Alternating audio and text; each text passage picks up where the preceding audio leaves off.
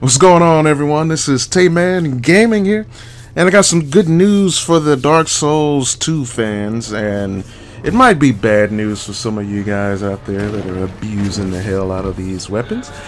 But there's a new hotfix being released on June the 2nd, and it looks like it's going to address a lot of the issues that most of us have been complaining about. I mean, some of it is just so lame that it's just not even worth mentioning.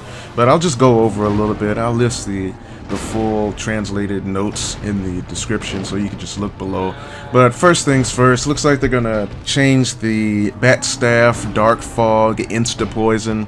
Looks like that's being fixed, so that's a good thing. Looks like the Avelyn tracking and the damage is being fixed. You can see from my Drain Lake's Most Wanted video, which I posted a little while back. Yeah, there's definitely a damage problem, just an overall problem with that weapon.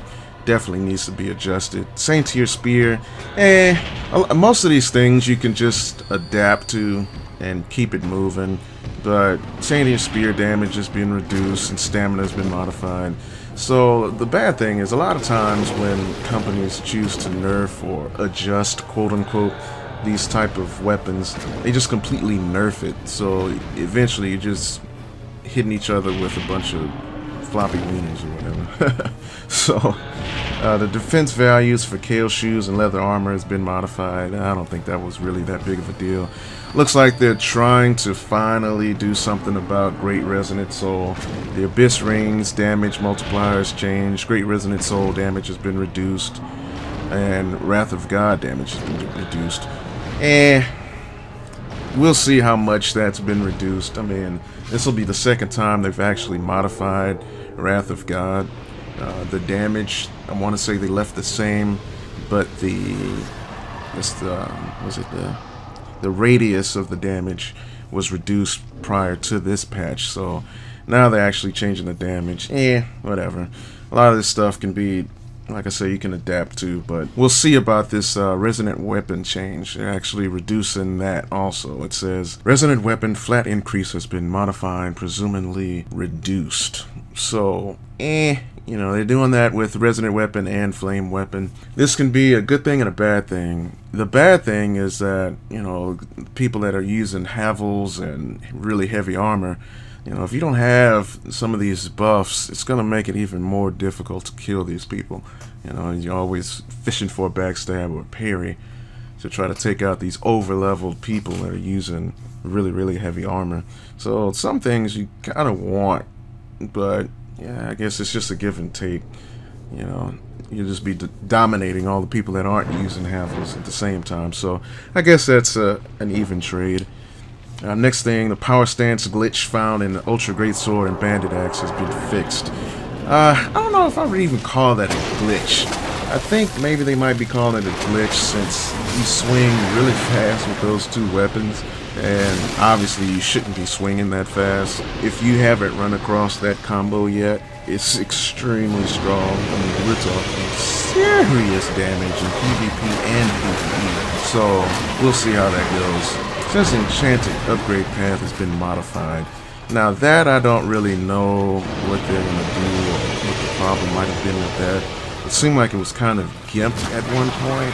So someone, you know, one of you guys might want to chime in and we'll discuss that. I don't really know what the big deal on that was. It says spell duration has been modified for some spells. That's pretty vague, so I don't know what that might entail. And then now it says the parry animation for the Monastery Scimitar has been modified. So the good news is From is actually looking at a lot of the videos of the YouTubers and different people that are out there and noticing the complaints. So we might see something done about chugging and bleeding. I don't know. We'll see that eventually one day, or maybe not, who knows. But as far as the parry animation for the Monastery Scimitar is concerned, most likely they're just going to make it so it's not so instant like it is now. There's so many different ways to adapt to that also. You know, I told you I was going to make a parry counter video. Still working on that. It's just a lot of stuff I'm working on right now. So we're going to crank it out this weekend. So definitely stay tuned. Definitely subscribe. But I did not see anything that specifically mentioned they are fixing or repairing or removing parry, backstep, and parry rolling. So we might not see that yet. My guess is that is a huge problem that's deeper ingrained in the code of the game. So it's going to be much harder to try to correct that problem. So we will see. You know, some people say, "Oh, there's nothing wrong with it," but if you stay in the arena long enough, and you keep getting parry rolled, like, it gets annoying real quick. You know, you just have to, you can't adapt, you know, but as soon as you see Monastery Scimitar or any type of curved sword, just automatically assume that the person's going to parry, or they might parry roll you. And that gets kind of annoying, and it's real easy to overlook it if people are switching weapons real quick. So let's discuss the changes in the comments section. I'm really looking forward to see what you guys think about the changes. I really love Dark Souls 2, but I'm a gamer also, so I got to just play all types of stuff. But Dark Souls 2 will definitely get a lot of attention on this channel. Hopefully Project Beast will be mentioned in E3. We'll definitely keep an eye out for that. And that's going to be the next game coming out for or from the makers of Demon Souls and Dark Souls. So talk to you guys later, and I'll see you in the next video. Take it easy.